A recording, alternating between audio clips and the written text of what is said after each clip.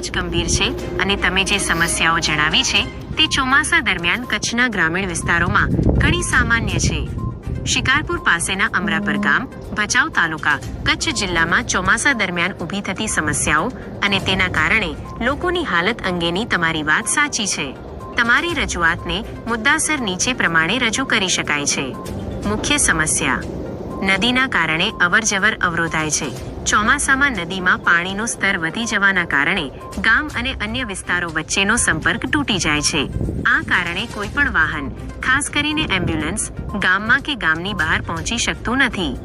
આરોગ્ય અને જીવનને લગતી ગંભીર સમસ્યાઓ: ગંભીર રીતે બીમાર દર્દીઓ: જો કોઈ વ્યક્તિ ગંભીર રીતે બીમાર હોય અને તેને તાત્કાલિક તબીબી સારવારની જરૂર હોય તો તે હોસ્પિટલ પહોંચી શકતા નથી. સમયસર સારવાર ન મળવાને કારણે દર્દીની હાલત વધુ બગડી શકે છે અને ક્યારેક તો જીવ પણ જોખમમાં મુકાઈ શકે છે. સગર્ભા મહિલાઓ અને પ્રસૂતિ: પ્રસૂતિની પીડા ઉપડેલી સગર્ભા મહિલાઓને સમયસર દવાખાને પહોંચાડવી અત્યંત જરૂરી છે.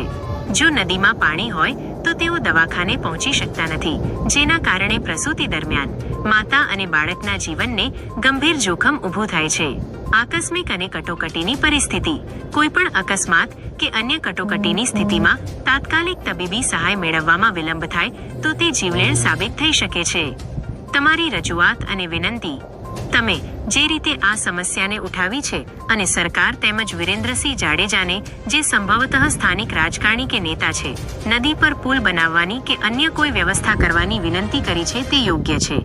આવી સમસ્યાઓના નિવારણ માટે સ્થાનિક વહીવટીતંત્ર, ધારાસભ્ય અને સાંસદનું ધ્યાન દોરવું અત્યંત જરૂરી છે.